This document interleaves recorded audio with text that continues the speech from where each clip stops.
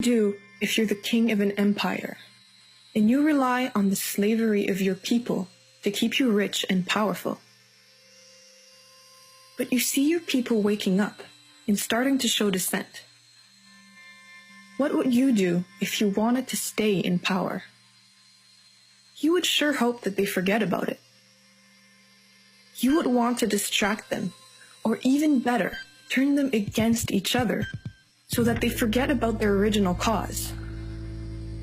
The mainstream media, which we all know is in the business of maintaining the status quo, is doing a great job at doing just that. They are reducing this global transformation that's going on, this beautiful shift in human consciousness, into a petty war between each other. They will continue to create sides for us to choose from. They will keep our minds focused on skin color and uniforms. They will tell us what opinion to have about events and other people. But what they will never do is bring focus back to the message of truth and change that is trying to be born and heard through this social upheaval. Are we listening to it? Are we paying attention? Or are we falling into the trap of being divided and conquered once again?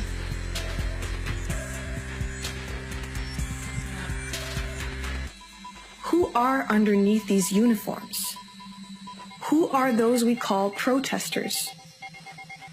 From up close, one may be wearing a shiny badge that supposedly grants them authority over others, while the other may be holding a sign of rebellion against this said authority.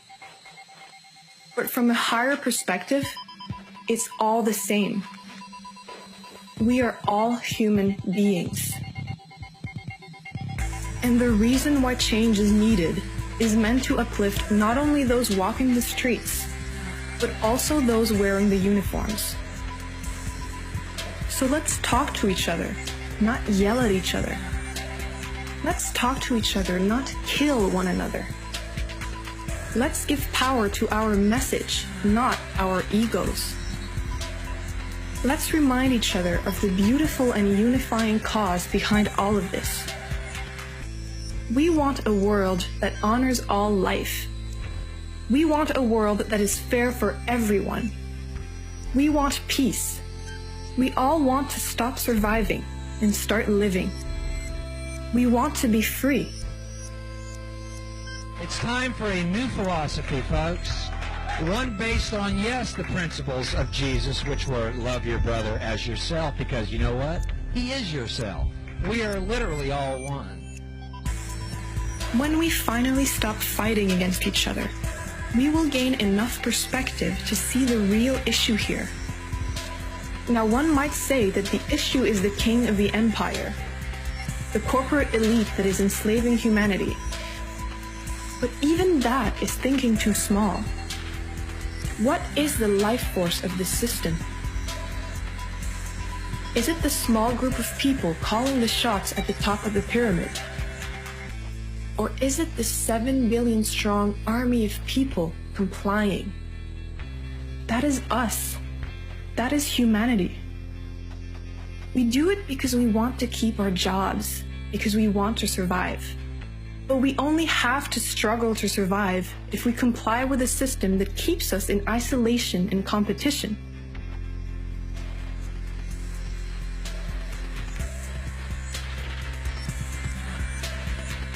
If we instead unite as a people, stop complying with the current structures in place, and support one another, we can not only survive, we can thrive. If we focus on solutions and learn about ways to be self-sufficient, we will no longer need to depend on the so-called owners of this world. If we use our creativity to build a new model that can work for everyone, including the environment, the old system will no longer hold power over us, because we're the boss. We are the ones who either give it power or let it collapse. We blame society, but we are society. Let's ask ourselves, what world do we want to live in? It's our choice, but it's a choice we gotta make together.